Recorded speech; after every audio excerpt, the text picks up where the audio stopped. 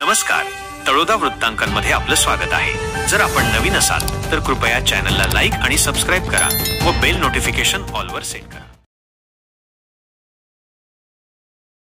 धडगाव तालुक्यातील शेलदा गावातील जलजीवन मिशनची दुर्दशा। सरपंचांच्या घरीही नाही पाणी।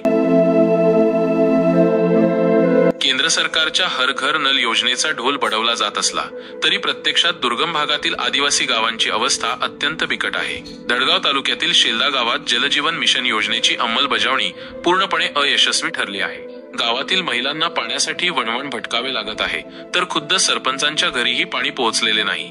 शेलदा गावातील महिलांना पिण्याच्या पाण्यासाठी डोंगरावरून वणवण करावी लागत आहे। डोंगरदऱ्यातून हंडाभर पाणी आणताना अर्धे पाणी वाटेतच सांडते, त्यामुळे घरी अर्धा हंडा पाणीच पोहोचते। उन्हाळ्याच्या दिवसात तर परिस्थिती आणखीनच बिकट होते।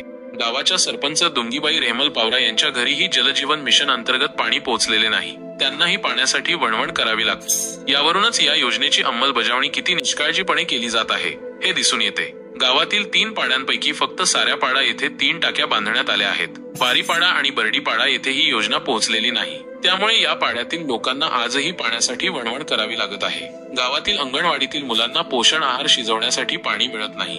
अंगणवाडी सेविकांना डोंगरावरून पाणी आणून आहार शिजवावा लागतो। पाण्याअभावी मुलांच्या आरोग्यावरही विपरीत परिणाम होत आहे।